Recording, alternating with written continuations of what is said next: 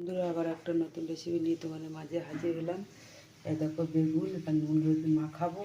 আর এদিকে এখানে হলো নতুন বলতে এটা ধনে পাতা, আলু ছোটো ছোটো কুচিয়ে, পেঁয়াজ কলির সঙ্গে পেঁয়াজ কলি, এদিকে তোমার শিম, আর এর তলায় আছে তোমার টমেটো, বুঝেছো?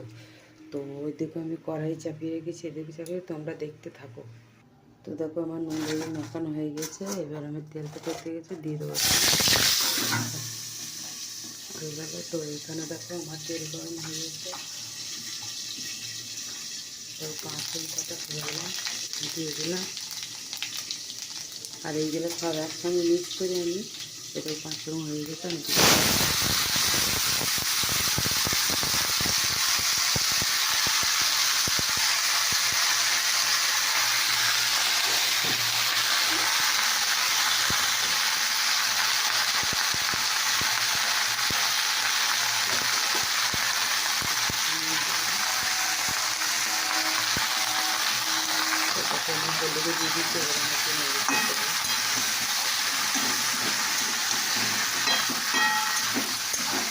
এটা পেঁয়াজ কলি, টমেটো, শিম, আলু দিয়ে একটা রেসিপি বানাচ্ছি।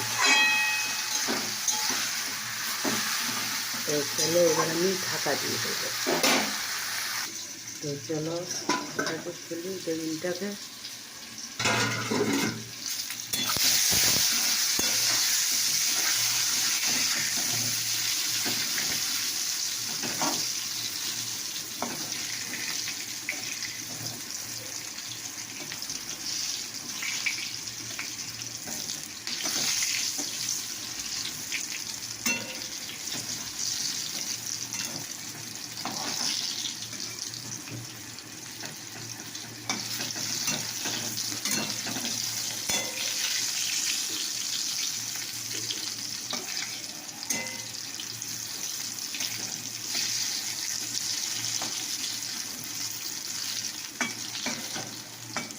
দেখো এখন হচ্ছে।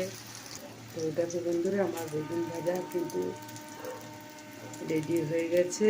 তো অফ করে দিলাম। তো এবার চলো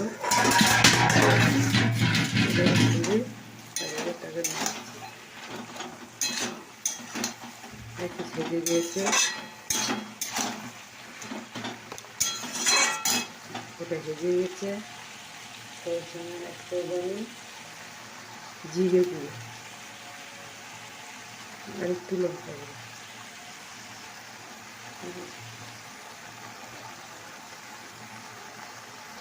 তো দেখো এসে একটুখানি জল দেবো, কারণ জিরে গুঁড়ো আর লঙ্কা গুঁড়ো দিয়েছি, তো এই কারণে এটা মশলা দিয়ে করছি।